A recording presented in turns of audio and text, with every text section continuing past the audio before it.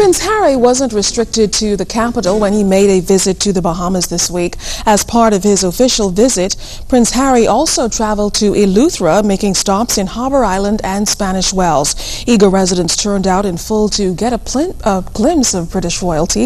Our Shanique Miller was there.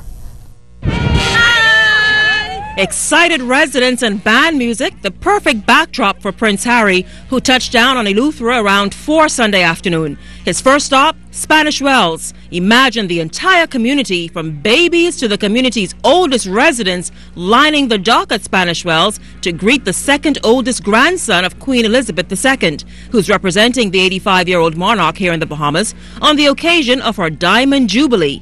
Eleuthera would be the only family island the prince would visit.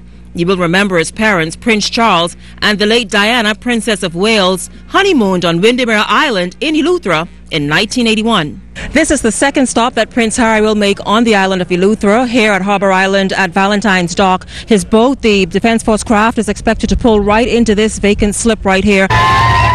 And despite a light rain, Harry was greeted with the same fanfare. Hundreds of tourists, residents and students stood on Valentine's Dock on the property and spilled over onto the road to greet the heartthrob prince.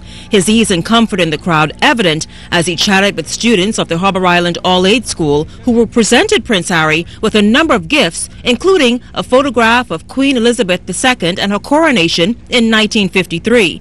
Prince Harry even quizzed one student, asking if she knew what the photo depicted, and when she answered correctly, he applauded her, saying he only asked to see if she knew the photo's history.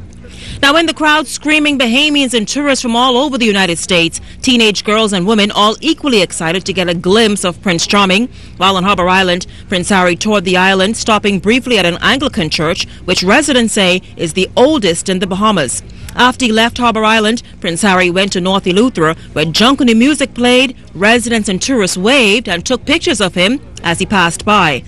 Now, Prince Harry's trip to Eleuthera didn't go without incident. He traveled to Eleuthera on board the Defence Force go-fast boat P-128. At one point, Harry even steered the boat. And about 10 minutes into Spanish Wells, the boat lost an engine, and Harry had to be transferred to another Defence Force craft, P-130.